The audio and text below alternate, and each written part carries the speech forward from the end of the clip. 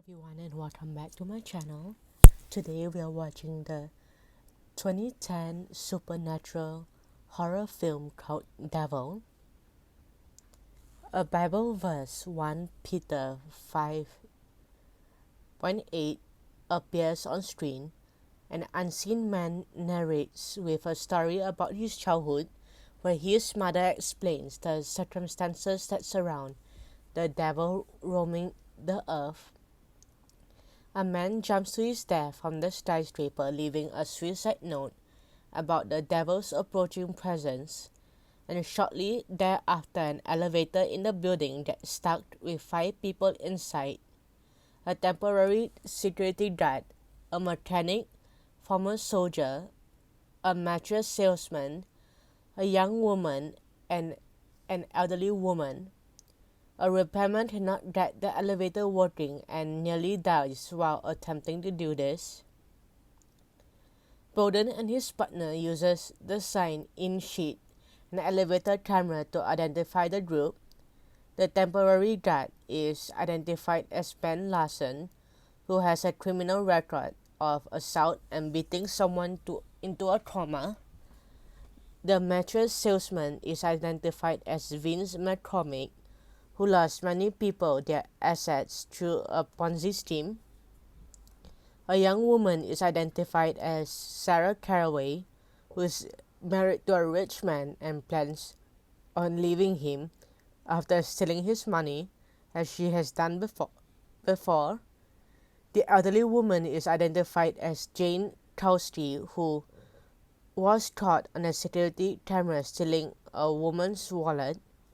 The mechanic and the former soldier cannot be identified due to him not signing in, making him the main suspect.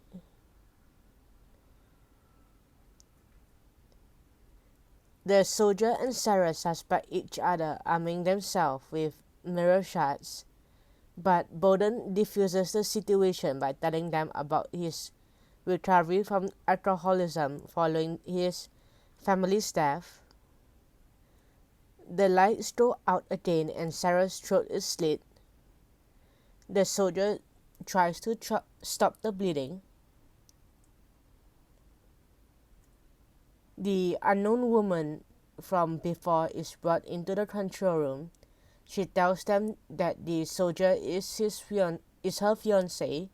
He actually came for a job interview and did not want to take his tools along, so he hid them. He has requested his fiancée to fetch him after the interview.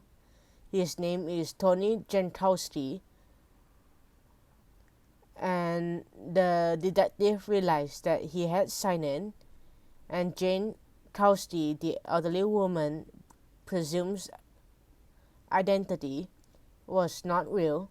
The devil manifests in the form of the elderly woman.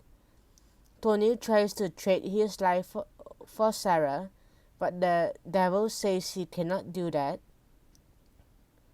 Tony grabs the radio and confesses that he fled from a fatal accident 5 years ago. Bowden realizes that Tony is responsible for the death of his family.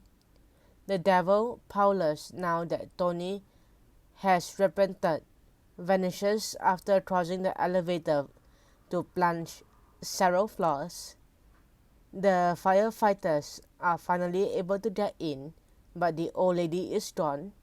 As the corpses of Sarah, Ben, and Vince are wheeled out, Bowden decided to take Tony into custody, and while en route, reveals to Tony that his family was in an accident.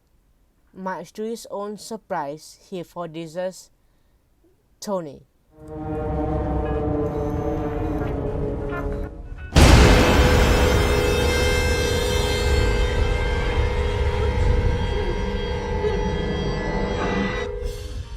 Must be working on the power again. Geniuses have done a bang-up job so far.